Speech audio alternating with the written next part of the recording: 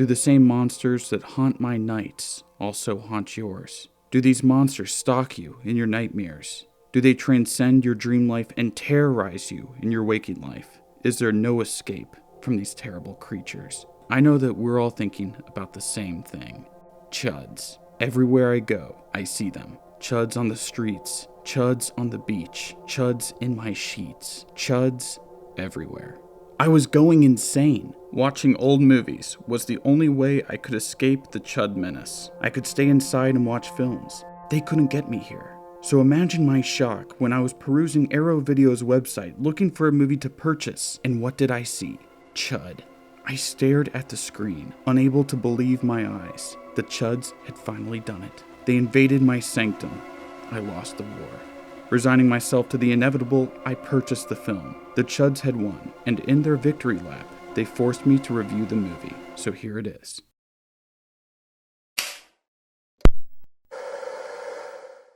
The late 70s and early to mid 80s gave us a cornucopia of low-budget horror and exploitation films. Among the ranks of these many movies are Halloween, Friday the 13th, The Hills Have Eyes, Sleepaway Camp, Chopping Mall, The Toxic Avenger, Videodrome, and so many more. These kinds of horror movies are in their own category, and there are whole subcultures based around appreciating these particular films. Chud was one of these low-budget non-union films. Released in literally 1984, Chud was just one film in this crowded genre of small horror movies. So how did it stand out? How is it so influential that Tony Hawk's Underground, which released almost 20 years after Chud, had one of the Chud monsters as a playable skater? How did this film start the Chud revolution? First things first, the film has good actors. You might recognize John Hurd and Daniel Stern in the leading roles if you've ever seen this obscure Christmas movie called Home Alone. Neither of these actors were Scream Kings, or whatever the male equivalent of Scream Queen is. They were known for their careers in theater and independent movies. Stern had worked with Woody Allen, and Hurd's biggest film by that time was Paul Schrader's remake of Cat People. What I'm saying is they had class. This might have been a horror movie, but its ensemble cast was more like an 80s New York set independent drama. Oh,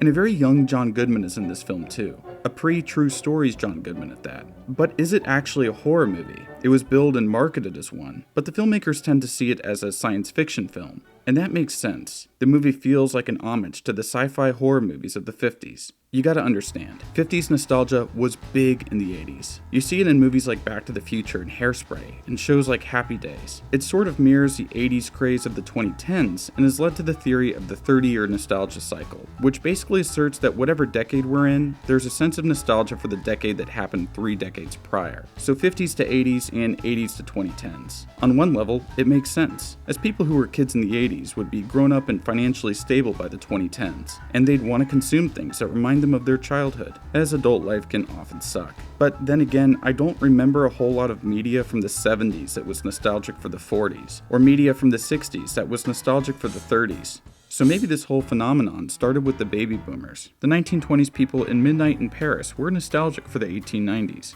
What do I know though? I'm not a sociologist.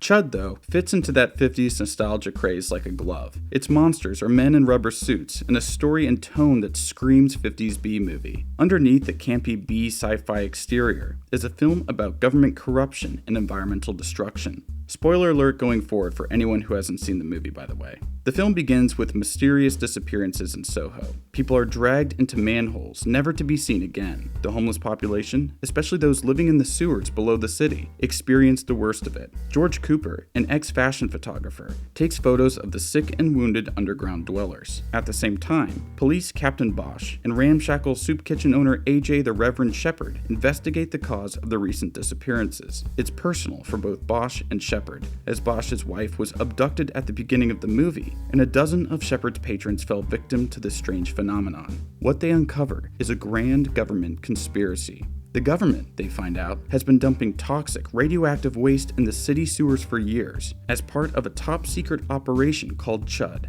contamination hazard urban disposal. All the buildup of radiation and toxins turned the frickin' frogs gay and affected the homeless people living underground, transforming them into terrible monsters, also known as chuds, or cannibalistic humanoid underground dwellers. And now, these chuds have become a plague on the city, spilling so much innocent blood. Bosch, Reverend, and Cooper want to stop the chuds and bring justice to the right people, but Mr. Big Government Man wants to cover the whole thing up and get rid of all loose ends. So the moral of the story is that the government is actively screwing us over, destroying our environment, and making our homes uninhabitable, and for what? Money?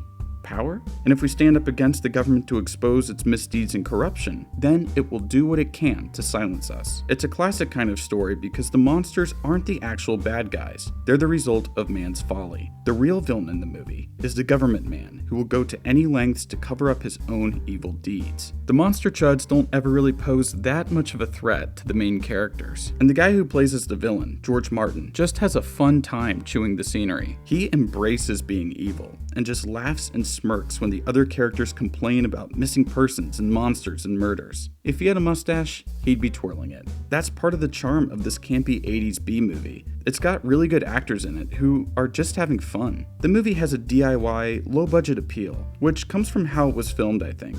Some of the sewer scenes were shot under the Brooklyn Bridge, but a lot of them were shot in a loft. They made the sewers out of styrofoam and just shot it in ways so that it's hard to tell that they're shooting the same tunnel. The Chud costumes have reflective tape in the eyes to give them that signature glow, but it also meant that the actors were blind while wearing them. Oh, and there was a heat wave during the summer in which they filmed. After one Chud passed out from the heat, they realized that the actors couldn't wear the costumes for very long, and they had to put oxygen masks on the actors when they were suited up. I know I like to focus on a lot more serious movies on this channel, but every now and then I just like to watch fun, cheesy movies like Chud on a Friday night. It might not be high art like Mirror or Persona, but it's still made with incredible passion and a love for the craft. Plus, it's always refreshing to watch movies with cool practical effects. I'll take seeing glow stick juice squirt out of a Chud's neck over whatever Marvel CGI puke fest is currently in cinemas any day of the week.